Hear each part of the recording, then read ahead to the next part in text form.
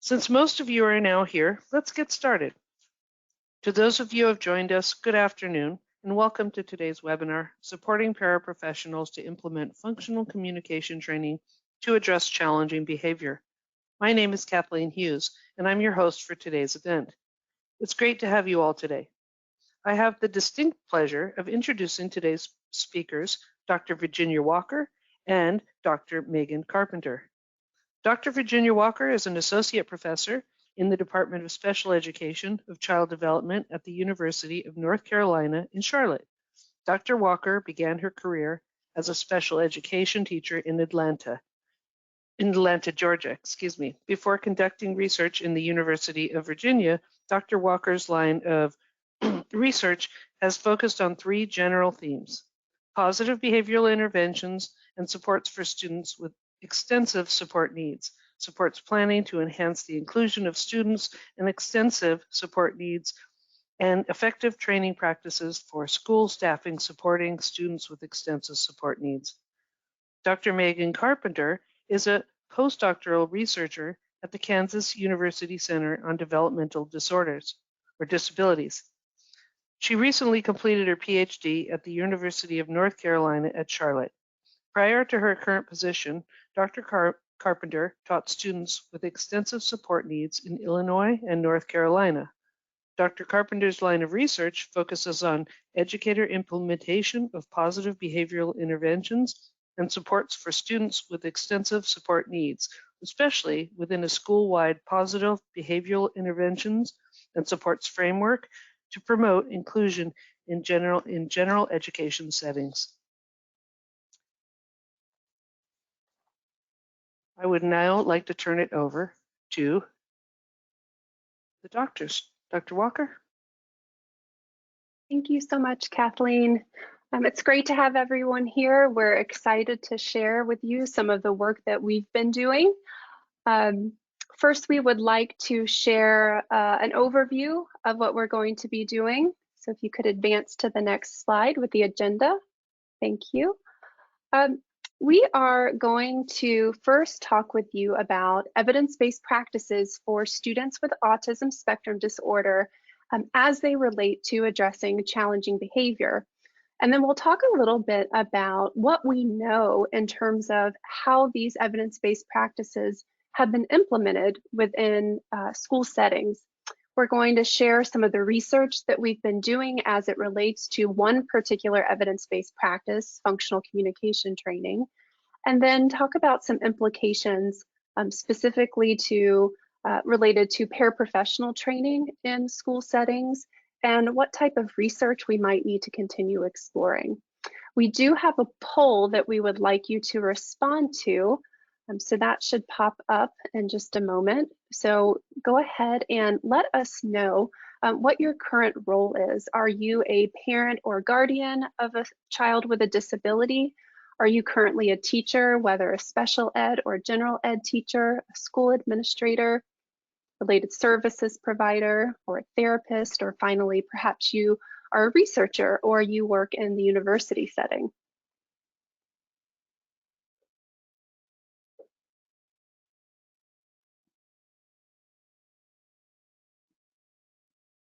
Okay, thank you so much for providing that information.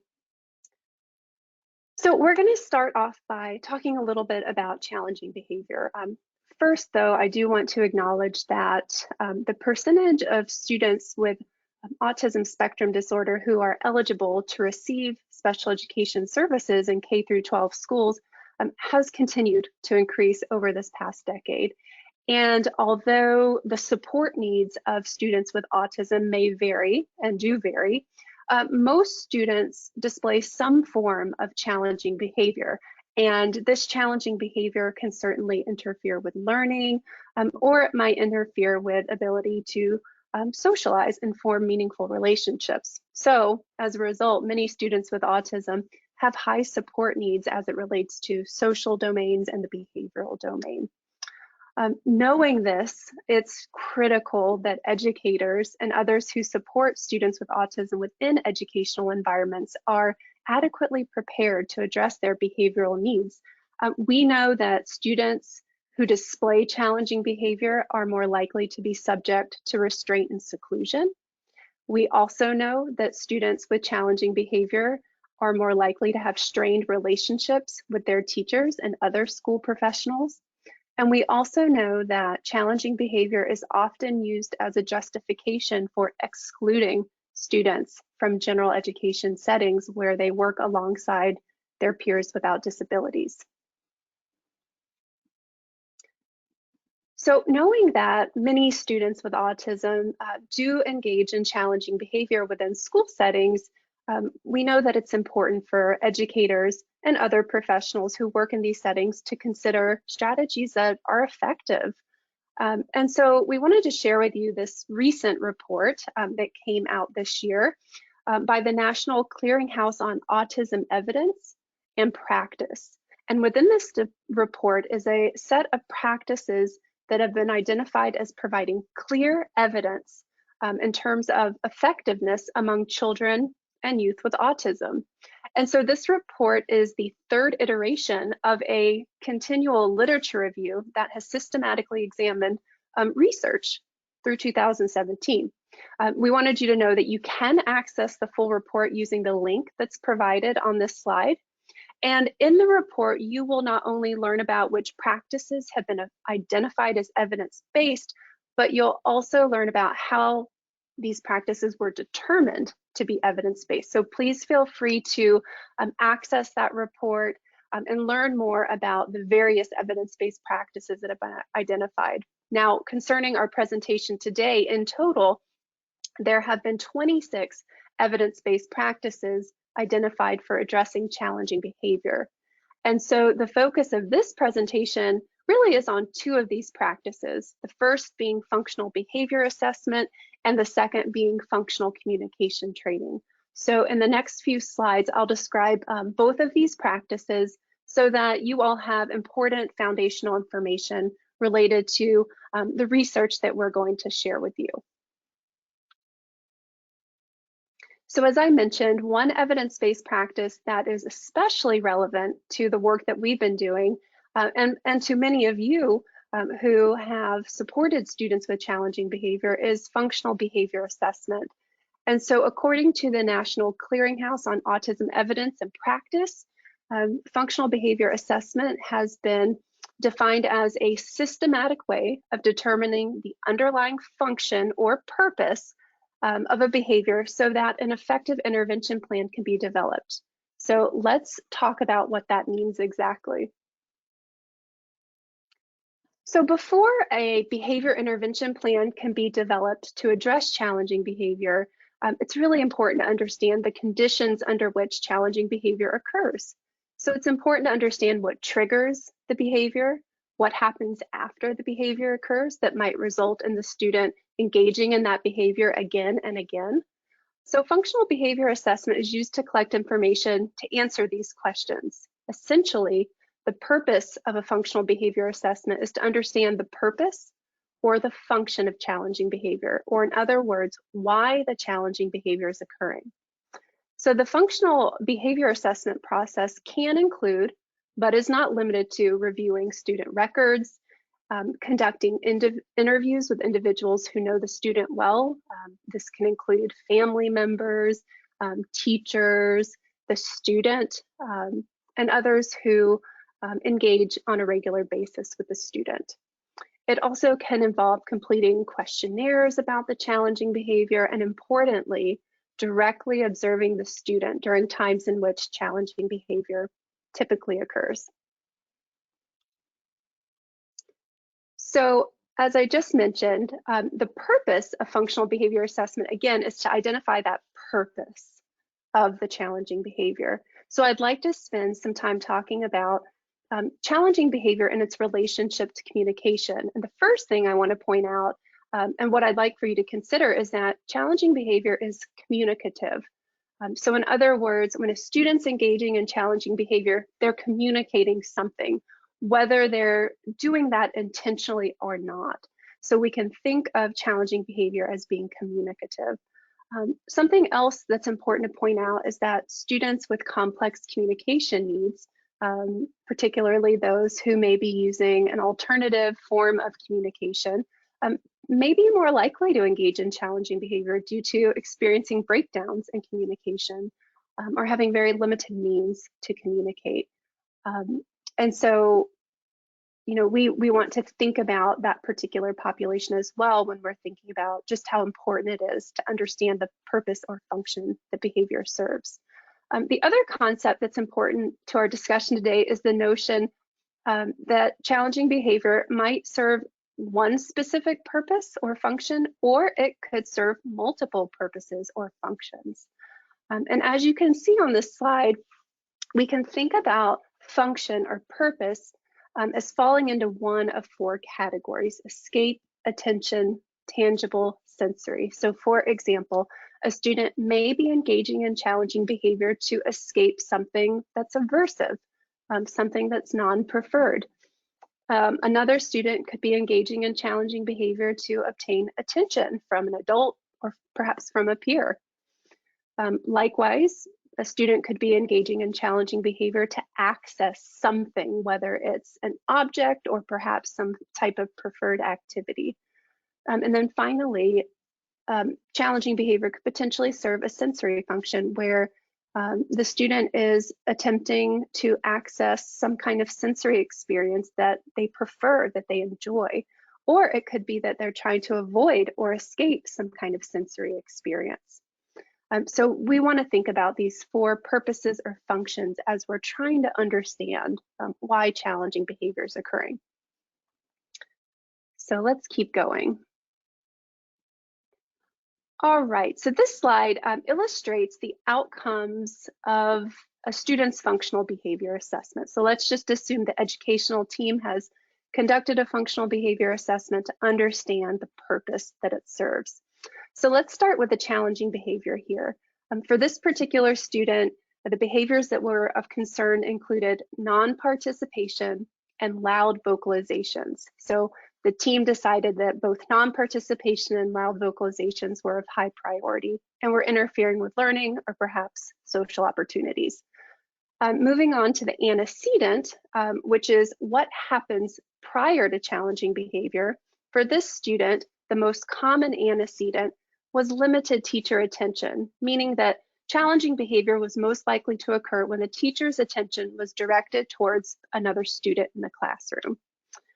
So then the consequence is what happens immediately after challenging behavior occurs. And for this particular student, the teacher would approach the student and talk to him when he engaged in challenging behavior. So whenever he was not participating or he was producing those loud vocalizations, the teacher would come over and have a conversation with the student.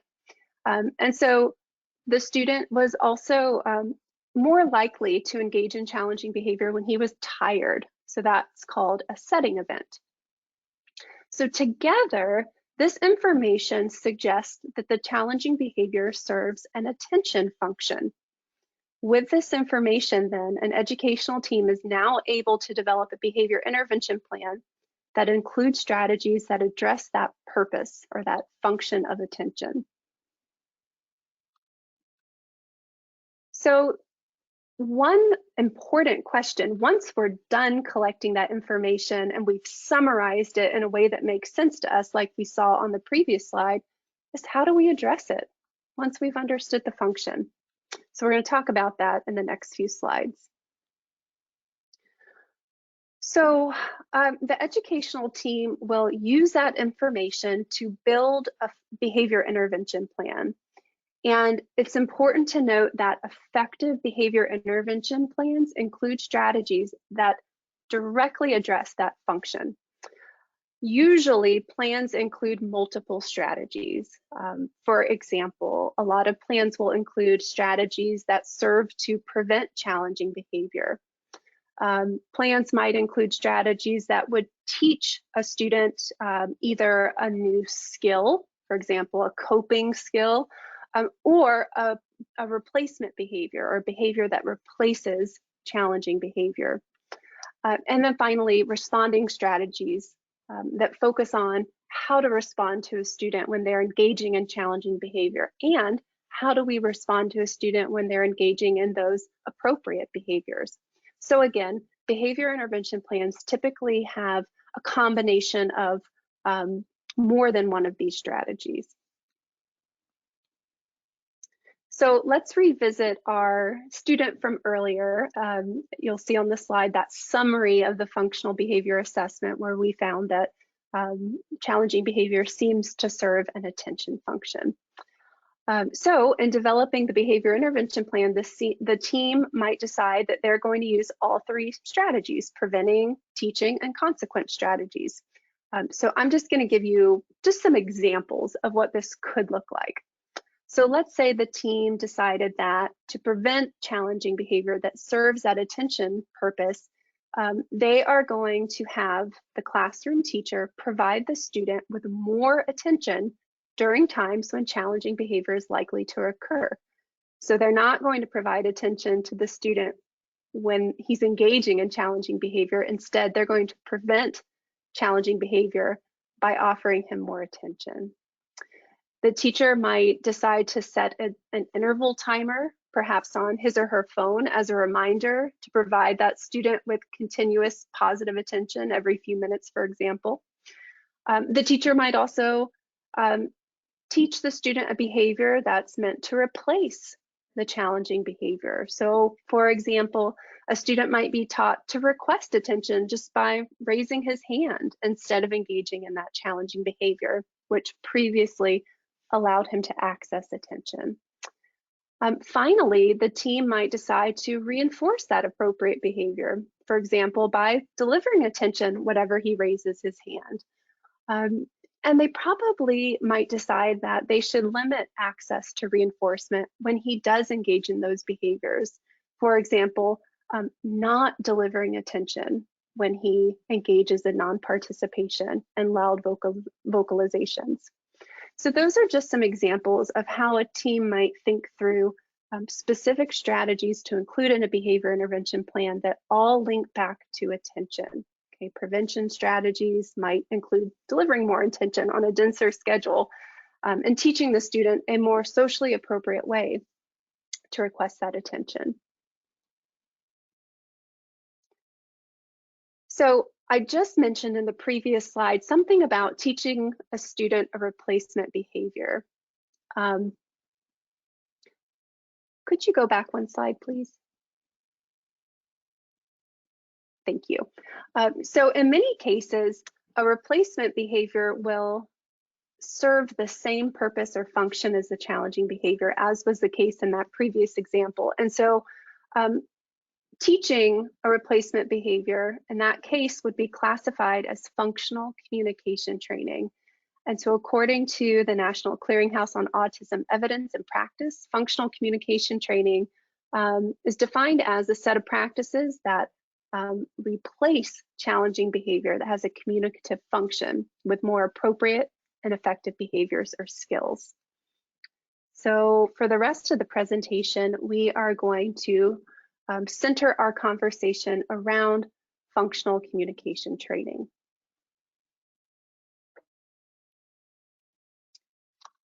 All right, so as I mentioned, functional communication training is an evidence-based practice, and we use it to teach a socially appropriate communication response that a student can use instead of engaging in challenging behavior.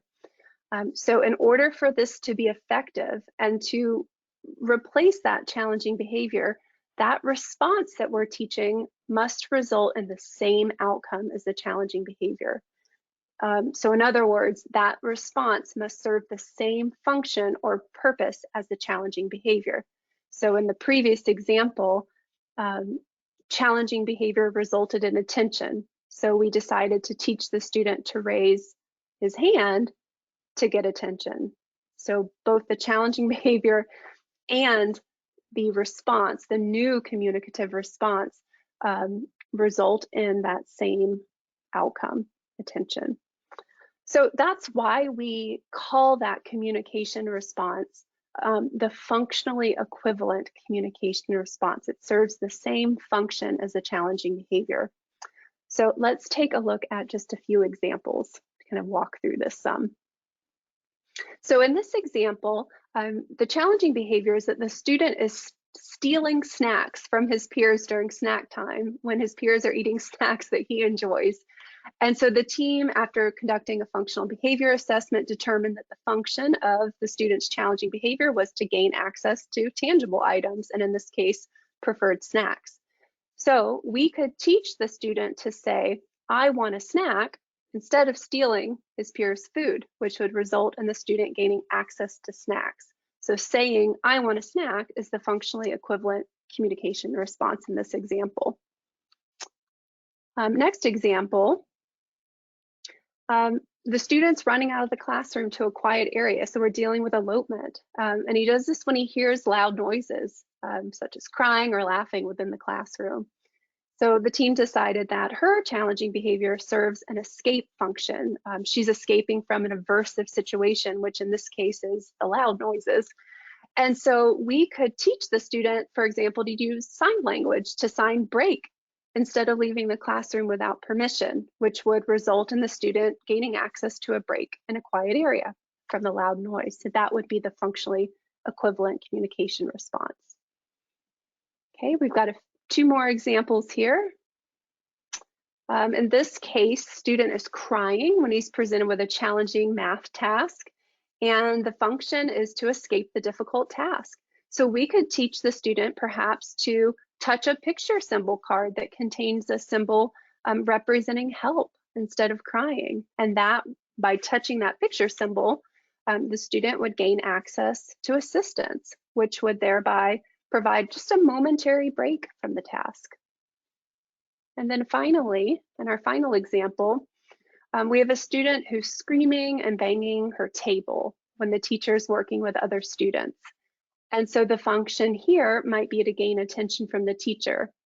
And in this case, that involved the teacher walking over the student's desk and delivering reprimands. You should be working. Screaming's against the rules. And so we could teach the student to press a speech generating device to produce the message, I need to talk to you, Miss Walker, instead of screaming and banging the table, which would, of course, result in gaining access to the teacher's attention. So in all four of these examples, you can see how the replacement behavior is linked directly to function.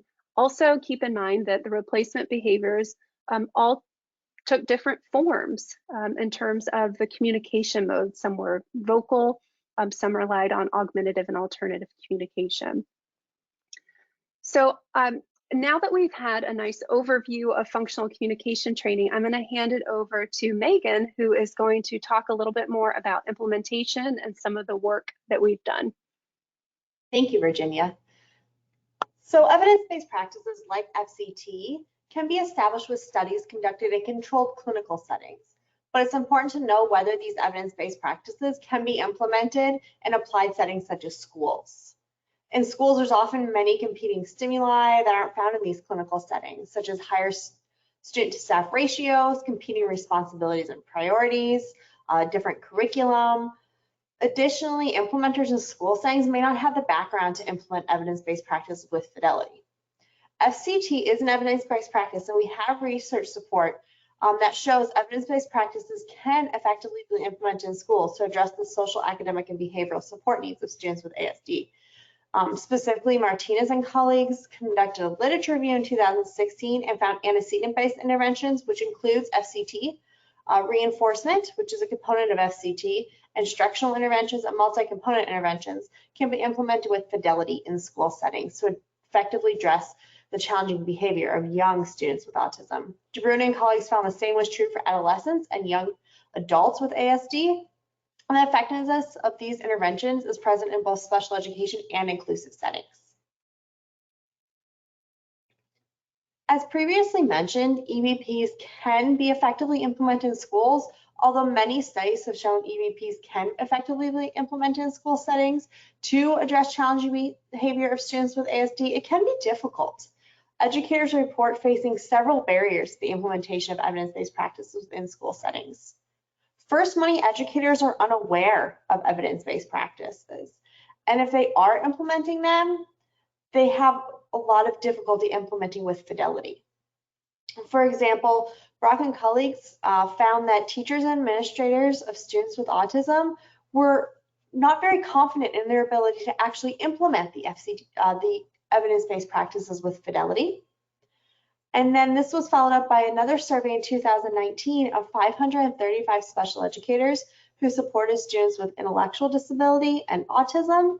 And 86% of these educators reported they were unsure if they were implementing evidence-based practices. So when educators are implementing and they know they're implementing evidence-based practice, they're unsure if they're implementing them correctly, but a majority of the educators who are working with students with autism and intellectual disability are unsure even if they're implementing evidence-based practices. From another survey of 70 special education and 29 general education teachers who support students with autism, they were working to identify what those teachers' top priorities were for students with autism and their teaching strategies that helps them address these priorities. Teachers identified challenging behavior as one of their top 5 priorities for students with ASD, and additionally, the teachers were more likely to prioritize challenging behavior for students with the most intensive support needs. However, as students, to address students' goals in these priority areas, teachers report implementing evidence-based practices only half the time, resulting in many students with ASD and extensive support needs more likely to struggle to make progress towards those goals. This limited knowledge of evidence-based practices can be attributed to a lack of training. In a survey of 185 teachers of students with ASD, only 15% reported actually receiving training specific to interventions for students with autism in their undergraduate or graduate programs. Most teachers reported being self-taught in strategies, which may lead to issues with implementation fidelity. And we do know that these evidence-based practices must be implemented with fidelity to be effective. So overall, educators and paraprofessionals report a need for training, which can lead to inconsistent implementation across staff without that training. And this is one of the biggest barriers to implementing evidence-based practices to reduce challenging behavior. Paraprofessionals are often the least prepared and receive limited to no training, and they're often part of the team when it comes to implementing evidence-based practices as part of a behavior intervention plan for students with ASD who display challenging behaviors. Paraprofessionals assist educators in the provision of special education and other related services for students with ASD. This often includes addressing challenging behavior. In fact, over 79% of paraprofessionals report managing challenging behavior at least weekly. But again, they often lack the training to do so. Additionally, the Council for Exceptional Children in 2015 set professional standards for paraprofessionals that include several knowledge and skill competencies related to the communicative intent of challenging behavior for students, including implementation of individualized and positive behavior supports as identified by professionals and compliance with legal and ethical guidelines concerning behavior support. When we specifically look at the training needs and preferences of paraprofessionals, paraprofessionals report training needs across all areas related to developing and implementing function-based interventions, including selecting interventions that align with function, defining those challenging behaviors, and collecting data on the intervention and the challenging behavior. Moreover, paraprofessionals listed coaching and brief workshops as some of their preferred ways to access and be trained on this content. In addition, both paraprofessionals and special educators identify training paraprofessionals in behavioral interventions as a high priority training area, suggesting that paraprofessionals are not well prepared without this training to address challenging behavior. Fortunately, there is evidence that when paraprofessionals receive adequate training and supervision, their implementation of these instructional practices improves, and they are able to implement with fidelity, specifically when training includes multi-component packages such as modeling and coaching with performance feedback. Unfortunately, we also know that many teachers report they're not comfortable with supervising and training paraprofessionals, and this may be due to their own lack of confidence and knowledge in implementing evidence-based practices such as FCT. So we have a couple polls for you coming up. This next one, we just want to know, what is your role in relation to paraprofessionals? So what is your current role in supporting professionals? Are you in charge of directly training and supervising paraprofessionals? Are you working with paraprofessionals as some indirect? manner? Are you a paraprofessional? Or do you not work with paraprofessionals in any capacity at this time?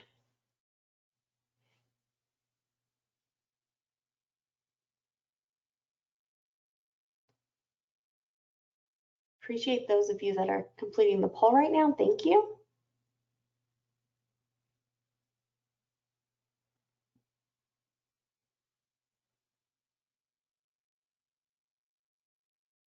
So it looks like we really have a range of what you're, how you're working with and supporting paraprofessionals right now. And some of you aren't supporting paraprofessionals right now. Well, the strategies we are about to share with you on training paraprofessionals can be used to train anyone who's supporting a student with autism to implement functional communication training. So maybe use with parents or other family members, other caregivers.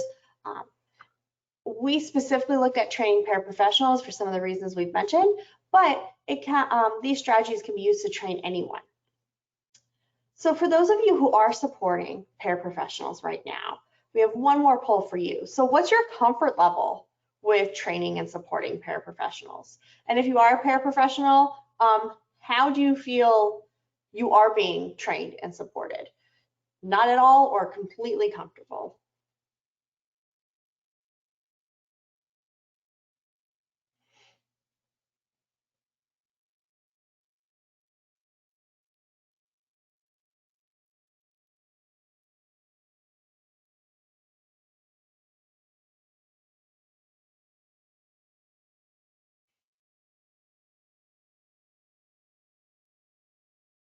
Okay, so this is great. Unlike what we see in a lot of the literature, a lot of you are pretty comfortable supporting paraprofessionals. So hopefully this gives you another way you can train and support your paraprofessionals.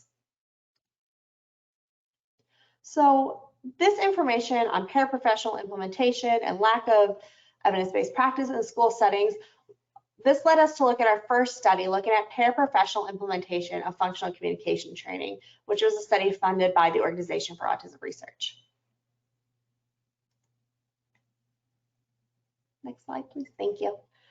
Specifically, our questions were, are paraprofessionals able to implement FCT with high levels of fidelity after receiving training? Do paraprofessionals and special educators find the initial training and follow-up coaching sessions to be practical and effective? And do paraprofessionals and special educators find training based on behavioral skills training to be socially valid?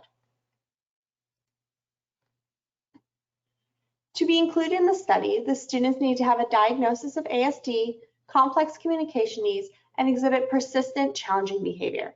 Paraprofessionals need to provide support to the student within the setting where challenging behavior occurred and have no prior training in FCT. We had 3 paraprofessional student dyads, 2 in an elementary school and 1 in a high school. 3 coaches who were faculty and graduate students in special education supported those dyads. We're primarily concerned with the accuracy of paraprofessional implementation of FCT. As previously noted, we do know FCT is effective for a wide range of students with ASD, and we do know it can be effective in reducing challenging behavior and increasing communication. So our primary concern was the accuracy of paraprofessional implementation. We also did take data on student challenging behavior and communication. So prior to developing our FCT plan, a member of the research team conducted an FBA, which Virginia mentioned some steps to that. We conducted the FBA because typically in the district we were working with, this is not the responsibility of the teacher and the parent. They had district support who would come in and conduct that FBA. So we used interviews and observations to determine the likely function of the challenging behavior. Specifically, first we met with the teachers to conduct the functional assessment interview where we asked a series of questions about the challenging behavior looked like, when it was most likely to occur, and when it was least likely to occur. We also asked questions about student preferences and communication modality. Next, we asked teachers to complete the questionnaire, questions about behavior function questionnaire. Teachers rated how they perceived different scenarios impacted the student's challenging behavior. Finally, we conducted behavioral observations for each student. We observed the student in person or via recorded video during the routine in which challenging behavior was most likely to occur. We recorded every occurrence of behavior and what happened before the behavior and what happened immediately after the behavior. Data from these 3 sources helped us determine a probable function for each student's challenging behavior. Next, we worked with the teacher to develop the functional communication intervention plan. You can obtain a copy of our planning document by using the QR code on this slide. We started the planning session by discussing the results of the FBA and determining a functionally equivalent communication response, or FCR. The FCR served the same function as the challenging behavior and was more efficient for the student to do than the challenging behavior. For example, for a student who is engaging in climbing and running to avoid a difficult task, the FCR was to touch a photograph with a paraprofessional helping her so she could avoid the difficult task. For a student who is hitting to access a preferred item, which in this case was headphones to play music, the FCR was to give the paraprofessional a picture of those headphones. Then we discussed when and where FCT would occur. FCT occurred in ongoing routines within the classroom. Although we encourage everyone to ensure that students are working on highly engaged lessons aligned to their support needs and state standards, for our purposes, we did not change any ongoing instructional activities within the classroom. We also discussed the type of prompting system that would be implemented, as we asked teachers to consider if a system of least prompts or a constant time delay would be more beneficial for their student. Once we completed the planning document, we wrote a step-by-step implementation guide for the paraprofessional. Just a note that although a complete description of prompting procedures is beyond the scope of this presentation, the system of least prompt involves a hierarchy of prompts from least to most intrusive. And we asked educators to consider if their student could already perform the skill independently but inconsistently, and if the student was resistant to assistance before having an opportunity to perform the skill independently. If the answer to either of these questions was yes, we plan for the paraprofessional to implement system of least prompts to teach the FCR.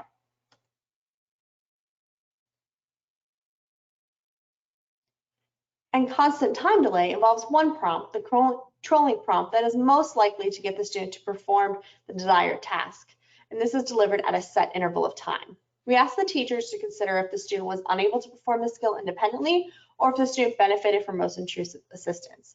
If the answer was yes to either or both of these, then we plan for the paraprofessional to teach the FCR using constant time delay.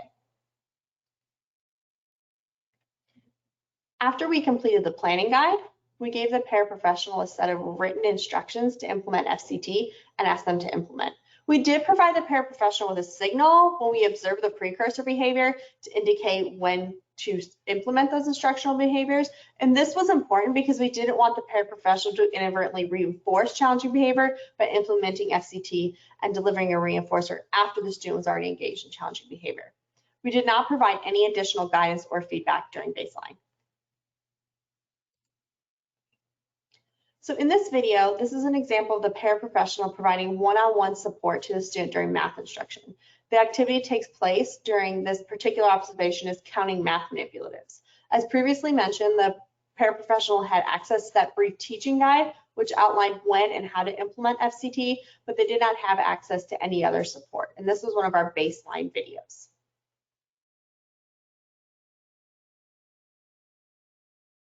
As you can see, the paraprofessional was attempting to implement FCT by prompting the student to request a break. However, in this example, the paraprofessional prompted the break request when the student's behavior was already escalated. She didn't provide a break when he independently requested it. She ultimately removed the communication device from the student reach, making it nearly impossible for him to make the request. Next, we implemented our paraprofessional training intervention. When we asked paraprofessionals to implement with written instructions only, they implemented with low levels of fidelity. Therefore, there was a need for additional training. First, we started with a 30 to 60-minute training on FCT that included a PowerPoint with modeling, role play, and feedback. If the paraprofessional did not implement with at least 90% accuracy, we provided follow-up coaching where we reviewed video of the paraprofessional implementing parts accurately, then reviewed parts where they needed improvement with their implementation. We provided instruction in those specific skills that are steps of FCT that we noticed they weren't implementing with fidelity, explained why those steps were critical to implementation. We modeled that specific step and then provided an opportunity for rehearsal by the paraprofessional where we provided feedback. Coaching continued until the paraprofessional implemented with at least 90% accuracy with the student for 2 consecutive days. You can obtain a copy of our FCT coaching guide using this QR code. We use behavioral skills training to train paraprofessionals. Behavior skills training is a research-based practice for training new skills. Behavior skills training includes instruction in the procedure, modeling of implementation, opportunities for the paraprofessional to rehearse implementation, and a role play with feedback from us. As was the case in the previous example, the paraprofessional provides one-on-one support to the student during math instruction, where the paraprofessional is prompting the student to count. This was the 7th day of intervention, and the paraprofessional had received coaching to address any FCT steps that were not implemented correctly in previous sessions. Let's go ahead and take a look at her implementation after she received the training intervention.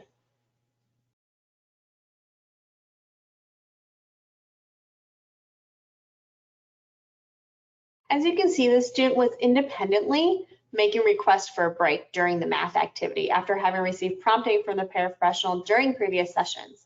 It should be noted that over time, student engagement and appropriate behavior improved, and the paraprofessional began to use delayed reinforcement procedures. The line graph represents the accuracy with which paraprofessionals implemented FCT. The bar graphs represent the number of opportunities the paraprofessional had to implement FCT during that specific session. During baseline with written instructions only, all paraprofessionals implemented with low levels of fidelity. After we provided that initial PD session, which lasted again 30 to 60 minutes, this was prior to coaching, accuracy increased for all 3 paraprofessionals. However, all required some follow-up coaching to reach that mastery criteria of 90% fidelity across 3 days. Additionally, 2 paraprofessionals were able to maintain their implementation for several weeks after the completion of the study.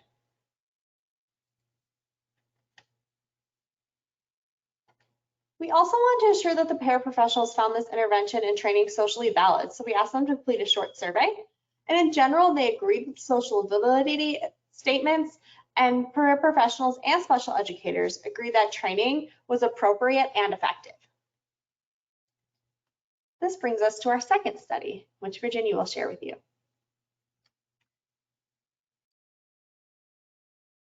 Thanks, Megan. So, although findings from our first study were promising and suggested that our training model, which again reflected that behavioral skills training approach, instruction, modeling, role play, and providing feedback, we found that that was effective in supporting paraprofessionals to implement FCT. But we did recognize that it certainly wasn't feasible or sustainable to rely on an external expert to directly support paraprofessionals. So that concern led us to our second study, which was also funded by the Organization for Autism Research.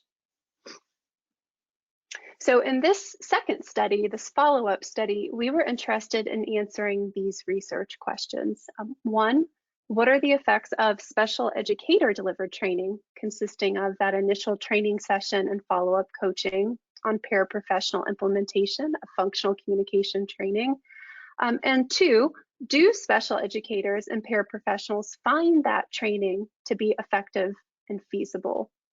So as was the case in our first study, our focus was on supporting paraprofessionals to implement FCT for students with autism who engaged in challenging behavior. However, this time, a supervising special education teacher delivered the training to the paraprofessionals. So we used essentially the same process from the previous study, which included collecting baseline data and then implementing the paraprofessional training intervention, which consisted of that 30 to 60 minute initial training session and then follow-up coaching that followed this behavioral skills training approach. Again, the special education teacher delivered the training to the paraprofessionals by providing instruction on how to implement FCT, modeling how to implement FCT specific to whatever prompting strategy was being used. As Megan mentioned earlier, we focused on time delay or system release prompts, depending on student need. The special education teacher facilitated a rehearsal where the paraprofessional could practice implementing certain elements of the FCT procedure. And finally, that special education teacher also provided that specific feedback on paraprofessional implementation. So if we move to our results for our second study, again, much like with the other graph, you can see that the lines represent paraprofessional implementation fidelity, bars represent the extent to which paraprofessionals had an opportunity to implement FCT. And much like with the other study, paraprofessionals implementation fidelity improved when they received their initial training, but did require some follow-up coaching with that behavioral skills training approach.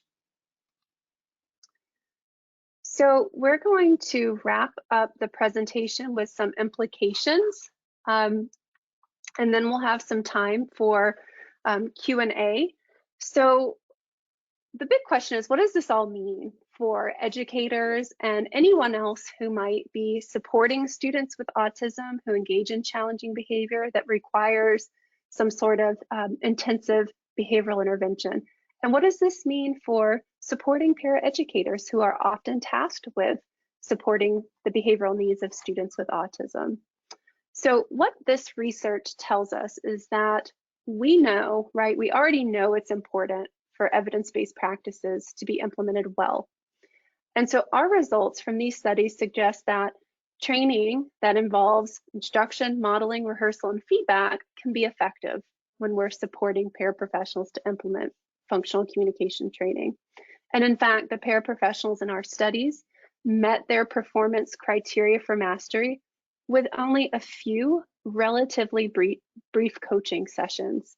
And we weren't really surprised by this outcome because we know behavioral skills training consists of approaches that have been effective in producing positive paraprofessional training outcomes in other research, beyond behavioral intervention. When we look at paraprofessional training as it relates to academic skill instruction, for example, we know that these elements of training lead to positive paraprofessional implementation and consequently positive student outcomes. So because of this knowledge that we have about these particular training components, we really encourage you and schools in general to consider approaches that incorporate these effective strategies. Likewise, we also encourage ongoing progress monitoring to determine whether additional training is necessary to support paraprofessionals in their implementation. So you notice that even though after that initial training session, there was an increase in paraprofessional implementation, the increase wasn't substantial enough, or in other words, they weren't implementing the procedures with high levels of fidelity. So what was required was follow-up coaching. So it's really important to monitor implementation on a regular basis to make sure it's being implemented correctly. And if it's not, then some sort of additional support is needed.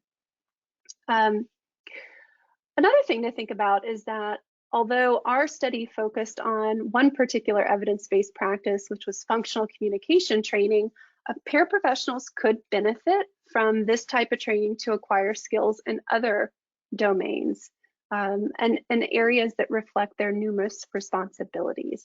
So it really will be important to first determine a paraprofessional's needs in terms of training, in which areas might they require extra support.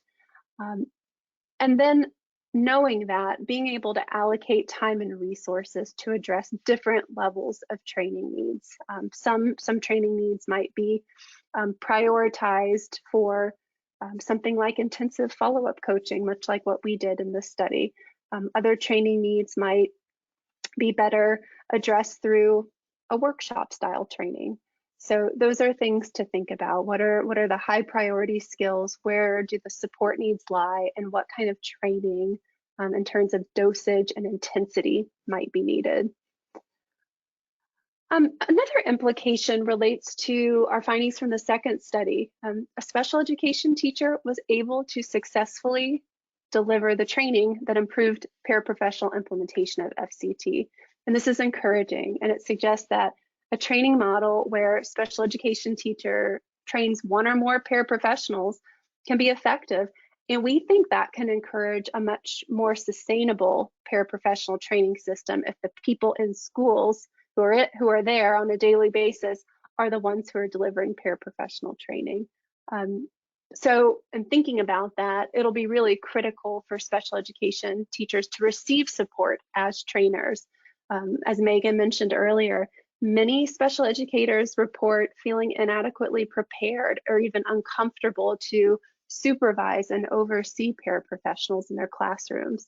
So we think it'll be important for school administrators and other school members, including perhaps school psychologists as an example, to play an important role in ensuring that those teachers are supported and successful as they take on this responsibility of paraprofessional oversight.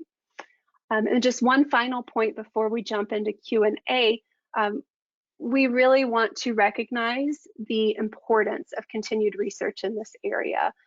What we don't know as a result of our study is whether training approaches, this particular training approach, whether it's effective across a wide range of special education teachers as trainers and across a wide range of paraprofessionals who have different characteristics and who support students who have different characteristics. Likewise, we don't know whether this approach is feasible for inclusive educational environments where students are learning alongside peers without disability labels. So we feel very strongly that these questions must be addressed moving forward. So that wraps up the presentation, and we now have time for Q&A. Wonderful presentation. Thank you so much, Dr. Walker and Dr. Carpenter. That concludes the presentation portion and begins the Q&A session of today's webinar. So as a reminder, you can still submit your questions through the questions pane in your control panel. So our first question is, when and how much time should go towards training paraprofessionals? Yeah, that's an excellent question. I think, first of all, paraprofessional training absolutely must be prioritized. And kind of going back to what I was just talking about, we have to be intentional and systematic about it. And I think there is value in taking a step back and conducting some initial assessments to understand priorities. And that could take the form of observations, that could include, having a conversation with your paraprofessionals about perceived, comfort, perceived ability in certain areas. I think a lot of it also has to do with classroom needs. So really assessing what types of supports and interventions do my students need, and how do my paraprofessionals feel in terms of being able to, implement those particular interventions and supports. And so I think by gaining that knowledge, that can then inform, how much or the dosage of training that might be needed, and perhaps the type of training that might be needed. I think one thing that was interesting from our work is that we went into this thinking that, sure, paraprofessionals will benefit just like anyone would benefit from that initial training session, but we knew that follow-up coaching would probably be necessary. And we had assumed that the follow-up coaching would be high in terms of time requirements. We thought that coaching would needed to be delivered more frequently than it was. And so we were really surprised to find out that those coaching sessions were few and relatively brief. But again, all of that was tailored to the specific needs of each and every paraprofessional. We were continuously monitoring what their needs were, what their performance was, and responded accordingly. Yep, great question. All right, our next question is, can this be implemented with students who attend inclusive general education classes? Thank you for that question. We do know FCT can effectively be implemented in inclusive settings. At this time, we don't have the research to support paraprofessional specific implementation of FCT in those inclusive settings. We do need more research support now, but we know that FCT is effective in inclusive settings. All right, it looks like we have time for one more question. Is corrective feedback delivered if abhorrent behavior occurs? So I'm assuming you are talking about during an FCT session, what happens if challenging behavior occurs. So in the plans that we developed, in thinking about those responding strategies that I talked about earlier, those consequence strategies, we had conversations with the special education teacher about what approach she would like to use. And what we decided is that if challenging behavior was to occur, we were going to place the behavior on extinction. And what that essentially means is that we were not going to deliver reinforcement. So for example, if a student was engaging in challenging behavior to obtain attention, we decided that during FCT sessions, if the student engaged in challenging behavior, the paraprofessional would not provide attention. They would withhold that reinforcement from the student. Yep, great question. All right, thank you so much, Virginia and Megan. Would you like to make any closing comments before I sign us out? We're just really thankful that you all were in attendance. You have our contact information on this slide, so if you think of any other questions that you might have, please feel free to reach out. Wonderful. Thank you so much, and thank you everyone for joining us today. If you found today's event helpful, we encourage you to register for OAR's next webinar event, Families of Children with Neurodevelopmental Disabilities, Lessons Learned from COVID-19. Once you close out of today's event, you're going to receive an exit survey. We would really appreciate it if you would complete that and provide your feedback. Everyone will receive a follow-up email with a link to today's video recording and materials within a week. On behalf of the Organization for Autism Research, thank you for joining us and have a great rest of your day.